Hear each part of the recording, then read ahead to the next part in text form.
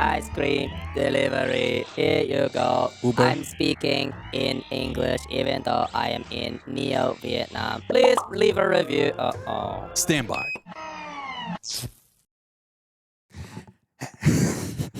Hey everyone, and whoosh. Hey!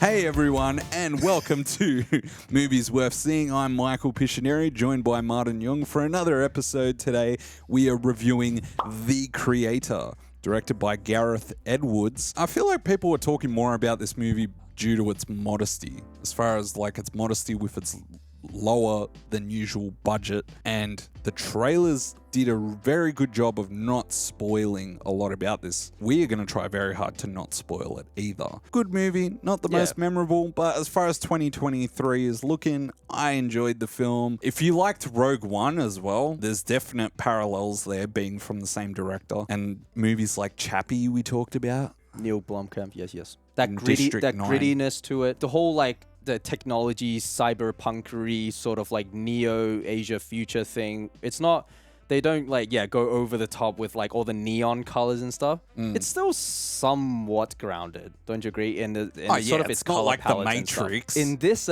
brave new future, you can have Japanese people speaking Japanese to each other, but then talking English whilst they're in Vietnam, surrounded by Japanese texts. And with the help of subtitles, everyone understands each other.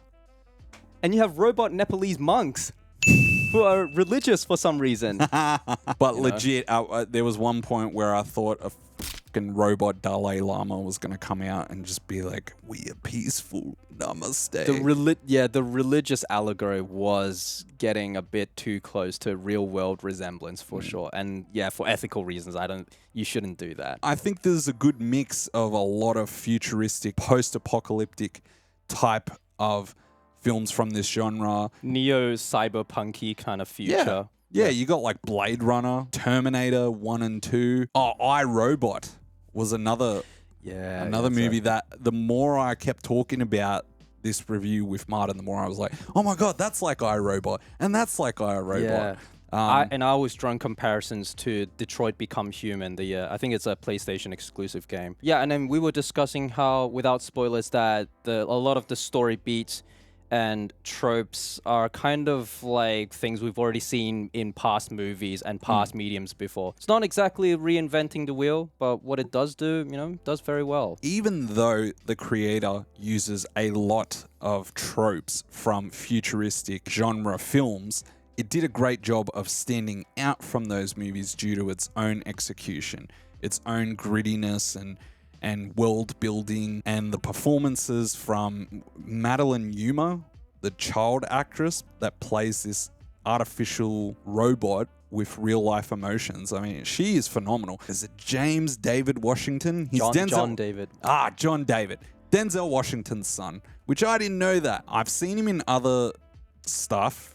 Black Klansman. He's someone that like you can tell is a good actor. He's a very good leading man, and he's been around the block. He's been a bit of a household name for sure. You can see him evolving, and you can see that this is like he's really rising above the ranks here. Yeah, he's in mainstream Hollywood movies. For whatever reason, I didn't like Tenet, and I felt watching him in Tenet that the acting was very wooden, but I had a sense that that was more to do with Christopher Nolan's directing than it did with him as a performer. Fair enough. I was right, because he was phenomenal in this. From the get-go, from the opening sequence, it throws the character right into this emotional turmoil of losing a loved one, dealing with the inner conflict, dealing with the prejudice of how he feels towards robots. We are given this information about a very critical event that happens to the world, which is the catalyst for the division between robots and humans, causing a war. But it's not really a war, because AI just kind of want to live in peace and harmony, and you get the sense it's more like the humans trying to attack them, which is very similar to Avatar. I really loved that the humans have a completely justified motivation for their prejudice, for their hatred towards the AI. Whereas in Avatar, you feel like the humans are just this very one-dimensional villains that just want to take over the world. I think we both got the sense. I was like, yes, on the textbook definition, the human characters are the antagonists, but yeah, it's like we didn't really get the sense that we hated them. It's like we hate them for all they've done. It's very odd as well because you think going into this that the AI, the robots, are going to have advanced weaponry and they're going to be the ones destroying the humans. But somehow the humans have better technological resources, which isn't very... It's not explained. In terms of just the world building, we could see the obvious inspirations they pulled from, which is the Vietnam War, how the US Army is the outsider with the military might, and then the AI people have given rise to a new civilization that has been rebranded as New Asia, and then this is like where the movie takes place. This is a Neo-Asia, Neo-Vietnam with their own advanced technology, but then they're kind of like pacifists. They just want to coexist, and it parallels real history. Yeah, I could appreciate like the real life inspirations that they pull from. So that could explain why the humans are presented to have all this military might, but then the AI, despite being made of technology, is technically inferior. But in terms of military, though, always playing into the irony of, even though they're AI, they're still more human than humans. They have more heart and soul. And more compassionate. There's even, like, there was one line of dialogue where someone was like, oh my God, the AI have more heart than you guys do. And I was like, okay, let's just leave it at there and keep it at that level. Let's not go any further with the on-the-nose kind of commentary here. Overall, I thought this movie, like, even though it does have its religious allegories and its callbacks to like real-life contemporary issues, like commentaries on American imperialism, the military-industrial complex, Vietnam War, and then many retread tropes of like, does AI have souls and all that.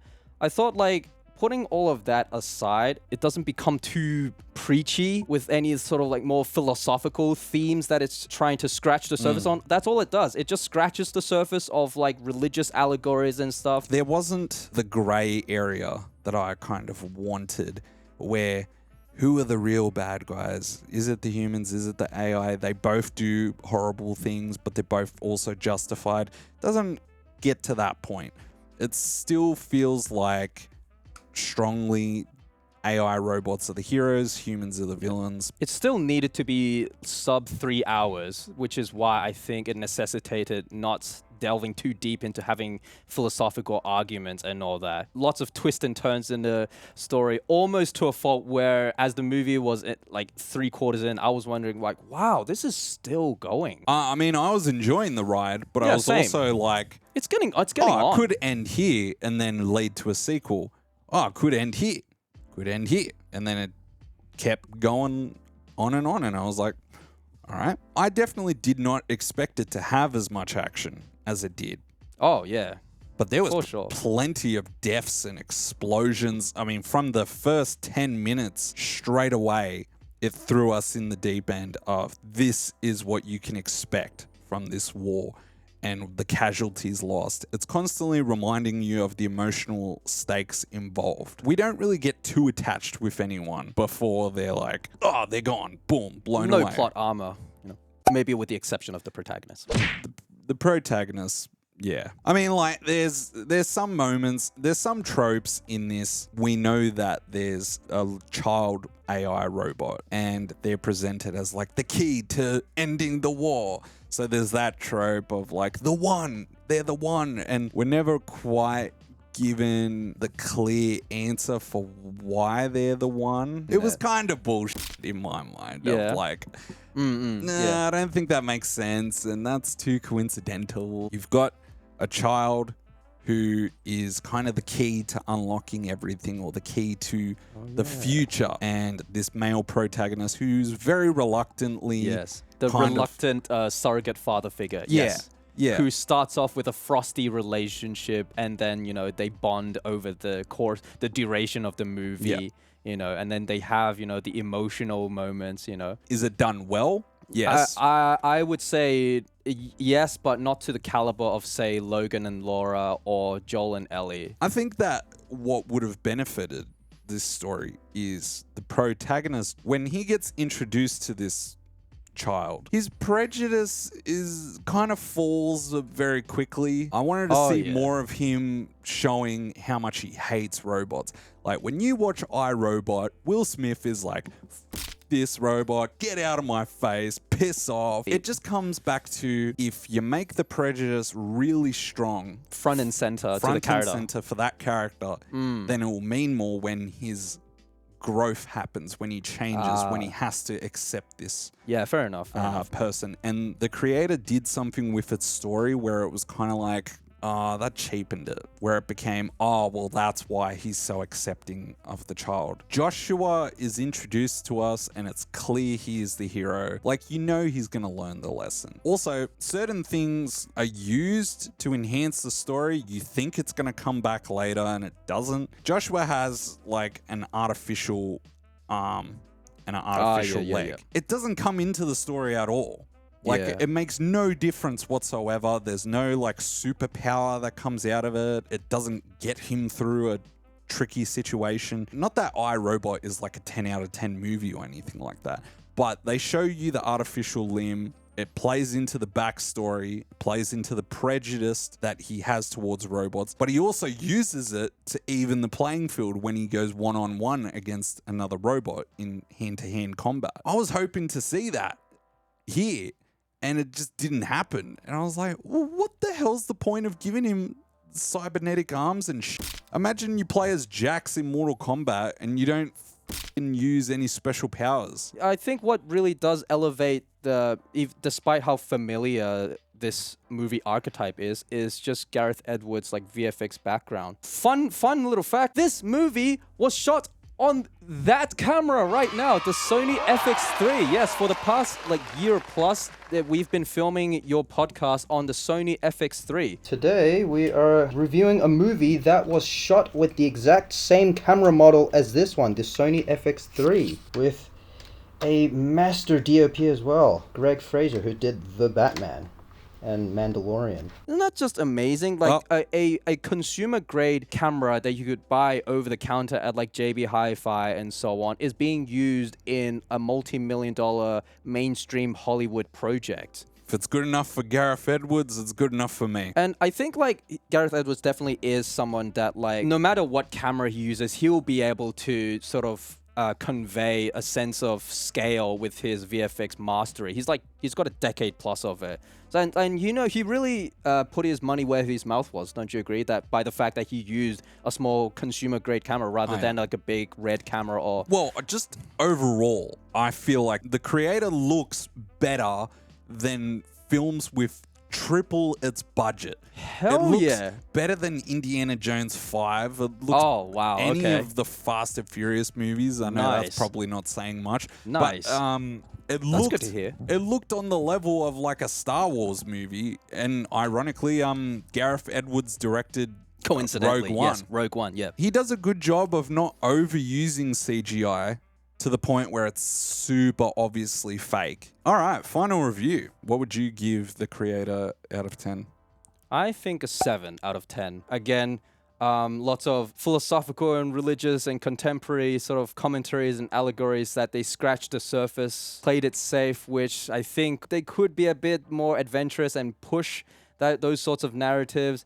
Some more like nice to haves would be like to have a more believable like backstory as to why he's so prejudiced and actually commit to his prejudice rather than just like ditch it so readily. Really good acting from John something. And Washington. Madeline Yuma, the child actress, actor. was amazing. Yeah, something Washington. What's his name? John. You forgot his name too. Denzel Washington's son. Yeah, it's 3 words. Gemma Chan and Ralph Ineson, who I did not know was in this movie, but he is great in everything from like Final Fantasy 16 to Assassin's Creed 4, which Micro's only just started playing, even though it's been 10 years since the movie came out. So unfortunately, yeah, and it's freaking awesome. Black Flag. But yeah, so it's not like a phenomenal movie. It's close. Like the things that knocked it down a few pegs is mainly the story, as we discussed. And so because of that, 7 out of 10 for me. I will go 7.5 out of 10. I think that The Creator is a masterclass in resourcefulness as far as like using a modestly low budget compared to all these other Hollywood blockbusters. I felt the film was a breath of fresh air. It didn't come across as overly preachy. And considering its subject material... It didn't need to be. It didn't have any wokeness, which was amazing. Always love that. And there's lots of emotional beats that were done very well between Madeline Yuma and Washington. Something. John Dave. What the hell is it? I don't know. Bloody killing me. John David Washington. John David Washington. John David Washington. I also really like that when you watch this for the first time, there's a lot of ambiguity about who the villain is. Yeah, grey it's area. Not immediately set up where you know who the villain is, and they don't come across as a cartoon character. I feel like the world building was very good, and I felt immersed in this world. I really liked the imagery. I liked little moments of levity.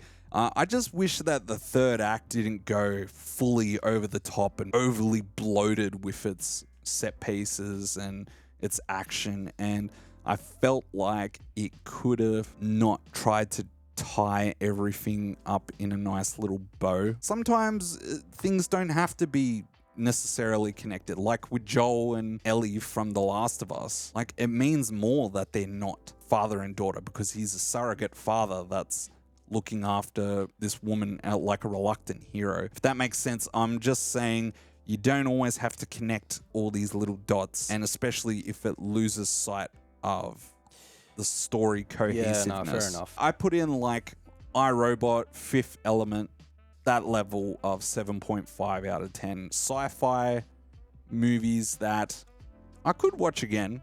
They're fun, but they're not as memorable as your Blade Runners, your 2001: A Space Odyssey. Like, not as philosophical. Especially when you take tropes that are used so much, try and subvert expectations by doing something drastically different. If you enjoyed this podcast, please leave a review, leave us a like, share, and subscribe to the channel. Recently reached 4,000 subscribers. Thank you very much. I'm continuing to experiment and try different stuff out. Comment below your thoughts on The Creator. Have you seen it? You guys a fan of like Gareth Edwards, or are you as much of a camera nerd as me, you know? See you next episode. Hopefully not Snow White, hopefully not Aquaman or The Marvels or what's the other? Well, I want to watch Ninja Hunger Turtles, Games. but you don't want to watch it. And on that note, Teenage Mutant Ninja Turtles.